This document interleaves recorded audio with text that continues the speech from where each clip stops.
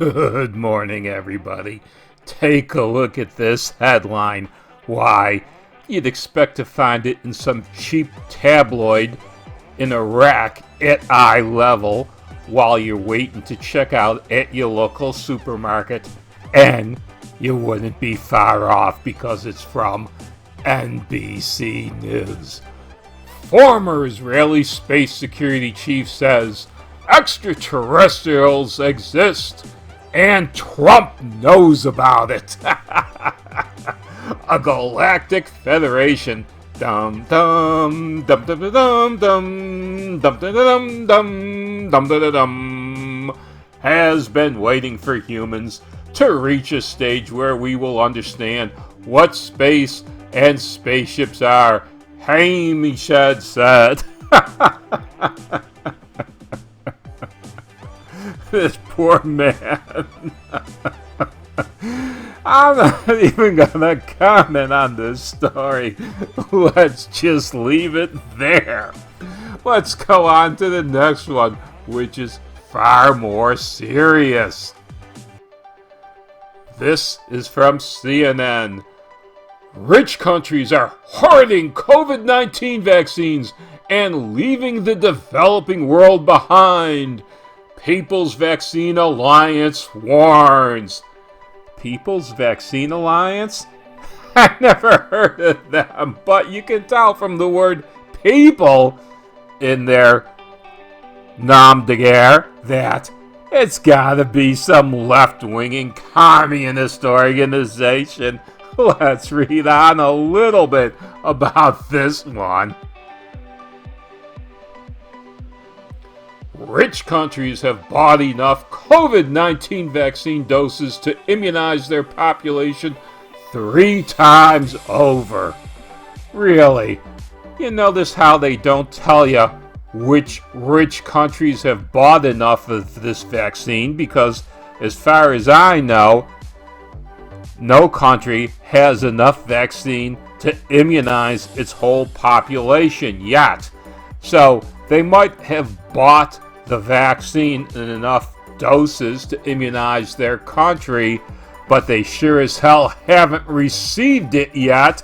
And isn't it just right that if you buy the vaccine, you should be the first to receive it?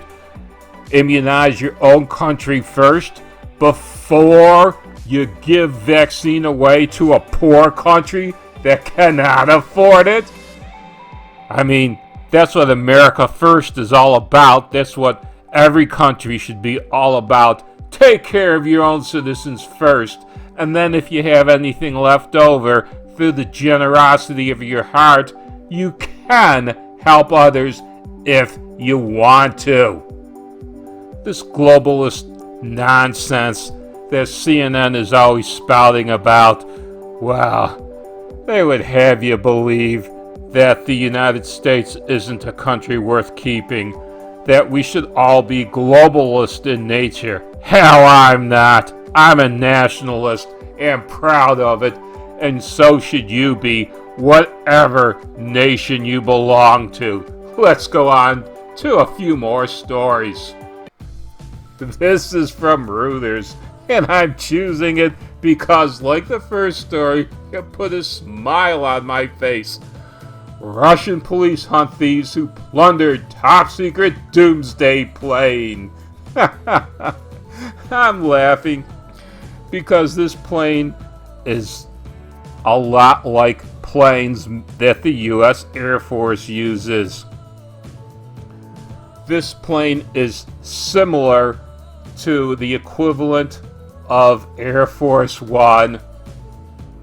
And during the Cold War, the Air Force used to keep several command planes in the sky at all times with a general on board in order to make sure that the United States military could function in case of a nuclear war. So, if this is the only doomsday plane the Russians have, and I doubt it is because, like the U.S., I'm sure the Russians have a fleet of it. What I find amusing, though, is the fact that one got plundered.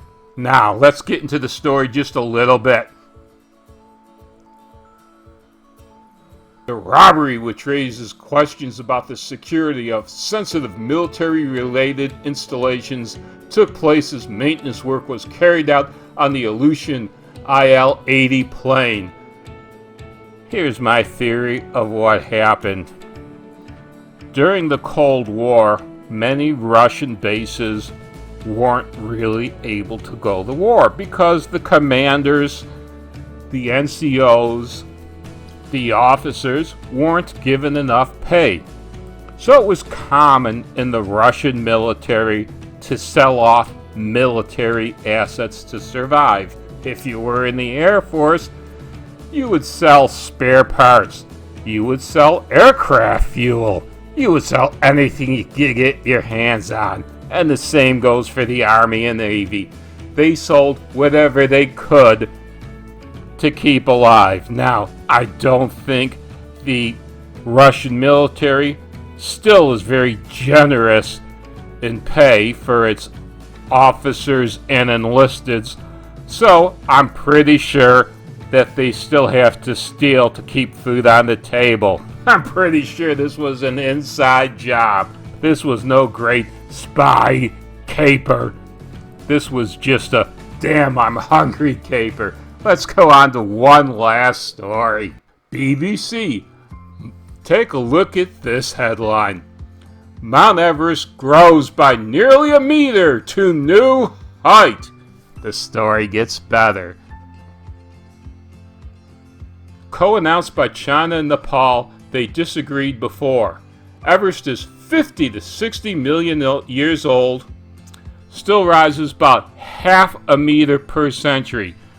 Remember the headline that Mount Everest grew by nearly a meter? Well, if it grows by half a meter per century, that means the last time Mount Everest was measured was 2 centuries ago. We know that's not the case, is it? And it goes to tell us it was that Mount Everest, and in fact all that mountain chain, and all mountain chains for that matter, are formed by tectonic plates colliding together. What I really think happened here is that as better and better measuring devices are being used to measure the height of Mount Everest, it really hasn't jumped a full meter in a short period of span. It's very probable that it still rises about a half a meter per century. The real reason for that jump in height is just more accurate measurements, but that wouldn't be sensational enough to begin that story with it. It sounds much better to say, wow, look at this! Mount Everest jumped a meter in height! No, it hasn't. I guarantee you it was just more accurate measurements that brought this about. Legacy media thrives on sensationalism. That's really what this rant was all about.